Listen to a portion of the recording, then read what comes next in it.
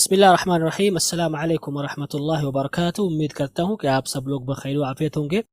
अब हम पढ़ेंगे अपना स्टोरी नंबर 2 यानी कहानी नंबर 2 या स्टोरी नंबर 2 जो कि माय यस्टरडे।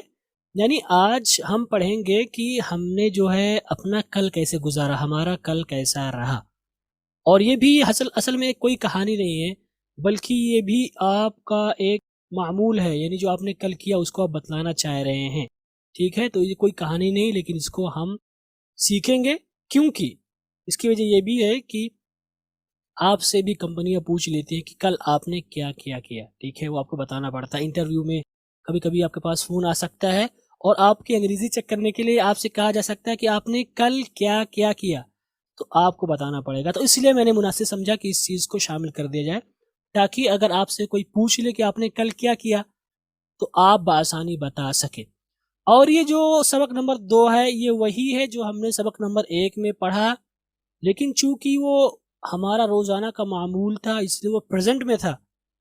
लेकिन अब ये हमारा वही सारी चीज़ें, एक-एक चीज़ वही है, कुछ हमने नहीं बदला है। बस चूँकि हमारा ज़माना बदल गया, वो हमारा प्रेज़ेंट था, ये माज़ी कल की बात हो रही थी, इसलिए हमने इसको पास्ट इंडेफ़िनिट में कर दिया है।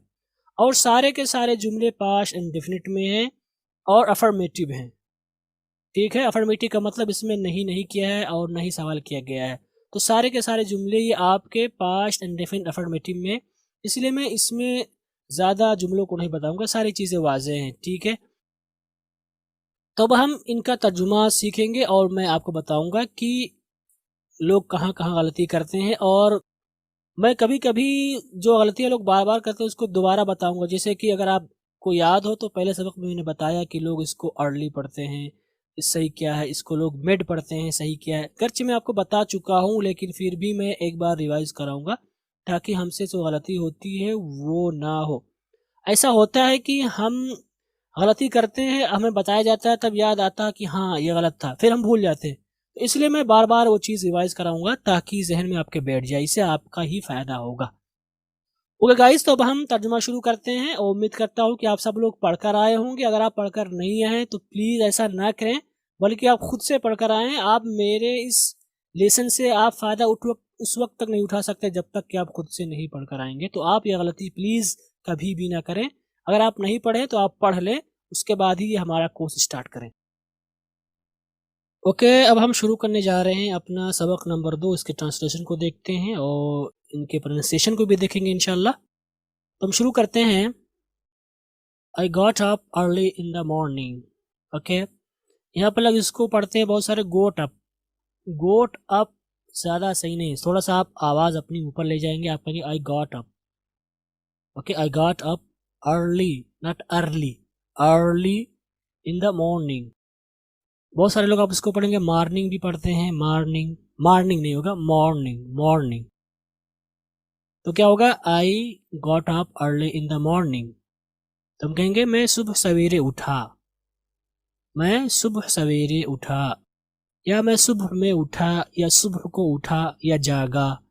ठीक, या नींद से बेदार हुआ, ये भी आप कर सकते हैं, यानी कोई भी आप कर सकते हैं, लेकिन माना वही निकल कर आएगा। तो यहाँ पर ये आपका सब्जेक्ट है और ये आपका जो है वर्ब है, जो कि सेकंड फॉर्म है, और ये पूरा दीगर वर्ड्स में आ जाएंगे। ठीक है, अब ये दीगर वर्ड्स का मतलब ये इसकी अपनी अपनी डिफिनीशन है, इसकी अलग डिफिनीशन है, उसमें हम नहीं घुसेंगे, बहुत जो है पेचीदगी हो जाएगी, मुश्किल हो जाएगा आपका समझना। तो हमने जो आपको स्ट्रक्चर बताया है वही बताएंगे। सब्जेक्ट, उसके बाद वर्ब की सेकंड फॉर्म, उसके बाद दीगर वर्ड्स। चूँकि ऑब्जेक्ट नहीं था इसलिए हमने नहीं लिखा। और ये पूरी की पूरी कहानी आपकी पास्ट इंडेफिनिट में है।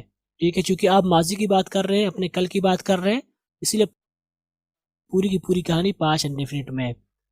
और आपने पढ़ा था कि पास्ट इंडेफिनिट अफर्मेटिव में हम वर्ब के सेकंड फॉर्म का इस्तेमाल करते हैं, तो इसलिए यहाँ पर आपको दिख रहा है कि ये गेट अप का सेकंड फॉर्म गॉट अप है। ओके, तो इसलिए यहाँ पर आई गॉट अप आया हुआ है।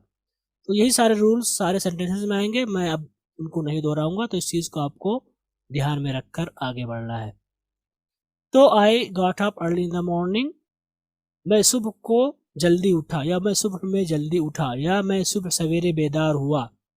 एंड देन, और फिर, आई ब्रश्ड माई टीथ, मैंने अपने दांत साफ किए, या मैंने अपने दांतों को साफ किया, या मैंने ब्रश किया, शॉर्ट में मैंने ब्रश किया। तो अगर आप कहते हैं मैंने ब्रश किया तो इसका मतलब कॉन्सेप्ट यानी कॉन्टेक्स्ट सियाक बता रहा है कि हाँ आप ब्रश किए तो दांतों का ही किए होंगे। तो आप ये भी कह सकते हैं शॉर्ट में मैंने ब्रश किया, मैंने दांतों को ब्रश किया इसकी ज़रूरत नहीं है। लेकिन अगर आप साफ करना कहते हैं तो ज़रूरी होगा दांत लाना, ठीक है। And then I brushed my teeth, अगर आप ब्रश को क्लीन के माने में लेते हैं तो आप कहेंगे मैंने दांतों को साफ किया, अपने दांत साफ किए। लेकिन अगर आप कहते हैं मैंने ब्रश किया तो आपको मैंने अपने दांतों का ब्रश किया ये कहने की ज़रूरत नहीं होगी, राइट। अब आप कह सकते हैं फिर मैंने मंजन किया। देखिए एक ही सेंटेंस को आप कई तरीके से कह सकते हैं, right. And then I brush my teeth, और मैंने मंजन किया। लेकिन बेहतर होगा आप थोड़ा सा सेंटेंस से यानी अल्फाज मानी से करीबी रहें तो ज़्यादा अच्छा होगा। फिर अपने दांत साफ किए, तो दांत साफ करने का मतलब ये मंजन ही करेंगे। लेकिन ये भी फ़र्क है कि मंजन करने का मतलब ये वो पेस्ट इस्तेमाल करना। अगर आप इसको कहते मैंने मंजन किया तो इसका मतलब वो पेस्ट इस्तेमाल करना हो जाएगा। लेकिन दांत साफ करना आप जो है नीम से भी कर सकते हैं, यानी जो चीज़ें हैं। तो इसलिए आप बेहतर है कि आप इसको मैंने अपने दांत साफ किए कर दें, ठीक है।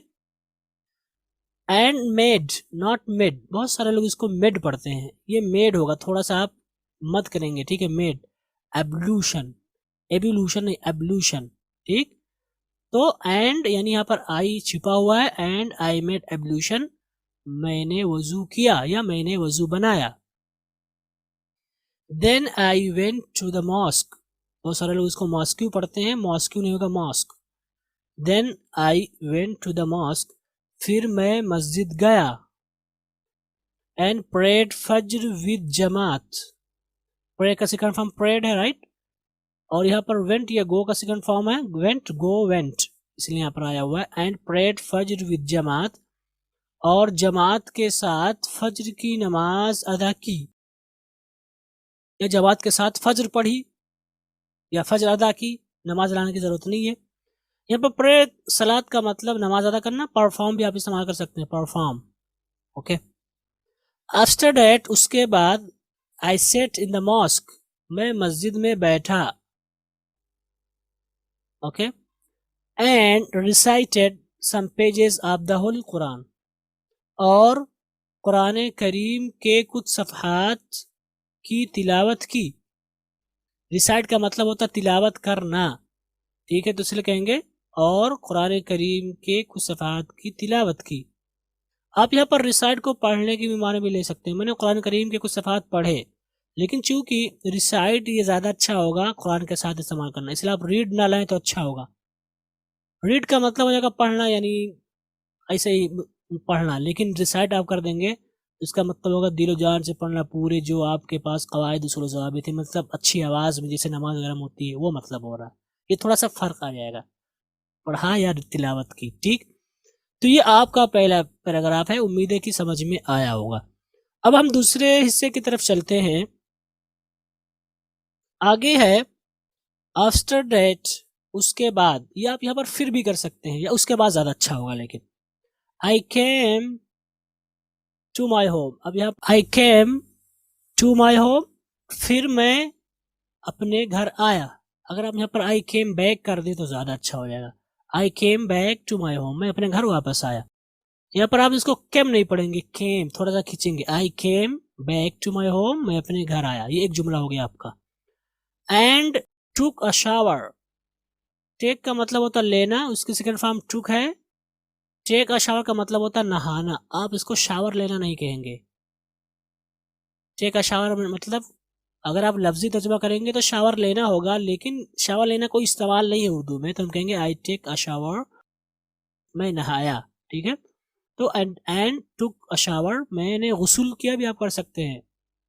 एंड देन, और फिर, I set in the dining hall, आप इसको हॉल नहीं पढ़ेंगे, डाइनिंग हॉल, लेकिन उर्दू में आप हाल ही पढ़ेंगे। I set in the dining hall, मैं बैठा डाइनिंग हॉल में। टू टेक ब्रेकफास्ट, टेक नहीं होगा, टेक ब्रेकफास्ट होगा, ब्रेकफास्ट नहीं होगा। To take breakfast, I mean breakfast, नाश्ता करने के लिए या नाश्ते के लिए, ओके। एंड देन, और फिर, I set in the dining hall to take breakfast, और मैं बैठ गया डाइनिंग हॉल में नाश्ते के लिए या नाश्ता करने के लिए। आफ्टर ब्रेकफास्ट, नाश्ते के बाद, I went to my college, अब इसको कॉलेज नहीं पढ़ेंगे, college. I went to my college, मैं अपने कॉलेज गया। And studied there in class, या इन द क्लास आप द भी ऐड कर सकते हैं। And studied there in class, in the class, और क्लास में पढ़ाई की। स्टडी की सेकंड फॉर्म है studied. Okay, I stayed there for hours, मैं वहां घंटों तक रहा। ओके, या मैं वहां घंटों तक ठहरा, लेकिन रहा ज्यादा अच्छा होगा। या मैं वहां घंटों रहा, या फॉर आवर्स को काफी देर भी कर सकते हैं, जो कि दूर का माना है। फॉर आवर्स मैं वहां काफी देर तक रहा, लेकिन मैं वहां कई घंटे तक रहा भी आप पढ़ सकते हैं। ठीक है, मैं वहां घंटों रहा, ये आपका लफ्जी यानी लफ्ज से करीब तरीन माना है। And then I return to my home, और फिर मैं अपने घर वापस आया। एंड हैड माई लंच, ये हैड, ये हैव की सेकंड फॉर्म है हैड। ठीक है, have first form, had third form, और सेकंड फॉर्म दोनों है। And I had my lunch, और मैंने अपना दोपहर का खाना खाया या खाना लिया। ठीक है, हैव फूड का मतलब होता है खाना खाना, आप यहाँ पर ईट भी कर सकते हैं या आप टेक भी कर सकते हैं। ठीक है, and had my lunch, I mean I had my lunch, मैंने अपना दोपहर का खाना खाया। And then I took a rest, और फिर मैंने आराम किया। फॉर अ वाइल, थोड़ी देर के लिए। एंड देन, और फिर डिड माई होमवर्क, यहाँ पर आई हिडन है। ठीक है, क्योंकि यहाँ पर ये एंड देन जोड़ दे रहा है आई की तरफ। And I did my homework, यहाँ पर डिड ये डू का सेकंड फॉर्म है, जो एज अ वर्ब इस्तेमाल हुआ है, डू द वर्क। यहाँ पर ये हेल्पिंग वर्ब नहीं है, याद रखें आप, हेल्पिंग वर्ब नहीं है। ठीक है, I took a rest for a while, मैंने थोड़ी देर आराम किया। And then did my homework, और मैंने अपना होमवर्क किया या स्कूल का काम किया।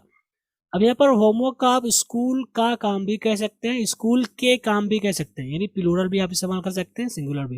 लेकिन चूंकि यहाँ पर होमवर्क्स नहीं है, तो जाहिर है कि आप होमवर्क काम करना ही करें। आपने काम कर लिया भी, वही माना निकल कर आ रहा है। अपने काम कर लिया, अपना काम कर लिया, माना वही निकल कर आ रहा है, बस फर्क है वाहिद और जमा का। And then did my homework, और मैंने अपना स्कूल का काम किया या होमवर्क किया। इन दिस वे, इस तरीके से। आप यहाँ पर इस रास्ते से नहीं कहेंगे, क्योंकि ये तरीका बता रहे हैं। इन दिस वे, इस तरीके से, यहाँ पर इनका मतलब में होता है, बट यहाँ पर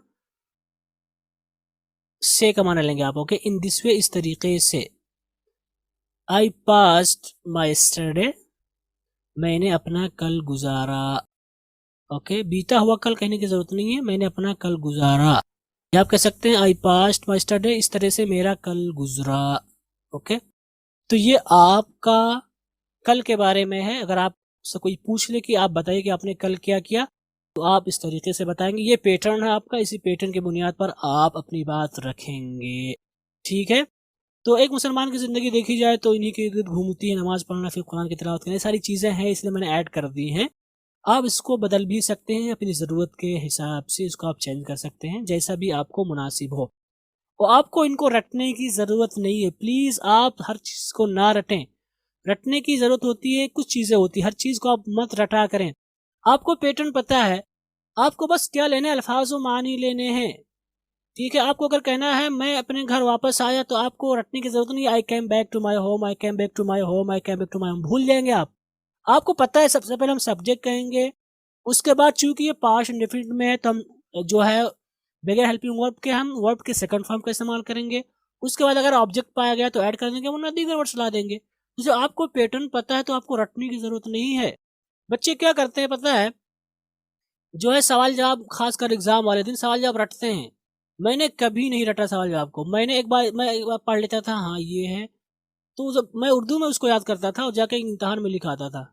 और बच्चे क्या करते थे, पूरी रात रटते थे वही, I came back to my home, I came back to my home, I came back to my home. क्या है I came back to my home? भाई आई सब्जेक्ट है, कैम ये वो है, आसान सा है। ठीक है, तो ये पैटर्न आप इसको लीजिएगा, इसको आप एज अ पैटर्न लीजिएगा, आप इसको रटने के लिए मत लीजिएगा प्लीज। ठीक है, आप अल्फाज मानी ले लीजिए यहाँ से। तो इस तरह से आपकी प्रैक्टिस हो जानी चाहिए। तो जब भी अगर आपसे कोई कह दे कि आप मुझे बताइए कि आपने कल क्या किया, तो बस आप चालू हो जाइए। ठीक है, क्योंकि आपने प्रैक्टिस कर रखी है, और आप ज्यादा से ज्यादा प्रैक्टिस करें, तो इन्हीं के जरिए आपको स्पीकिंग आएगी। ठीक है, प्रैक्टिस के जरिए ही आपको स्पीकिंग आएगी। बाकी हमारी क्लासेस से आपको सब कुछ आ जाएगा, सब कुछ आ जाएगा सिवाय स्पीकिंग के। स्पीकिंग के लिए आपको स्पीकिंग की तरफ ही जाना होगा। इन्हीं कलिमात के साथ हमारा आज का सबक ख़त्म हुआ। उम्मीद करता हूँ कि आपने समझा होगा। इंशाअल्लाह हम अगले सबक में मिलेंगे अगली कहानी के साथ। वस्सलामु अलैकुम व रहमतुल्लाहि व बरकातुहू।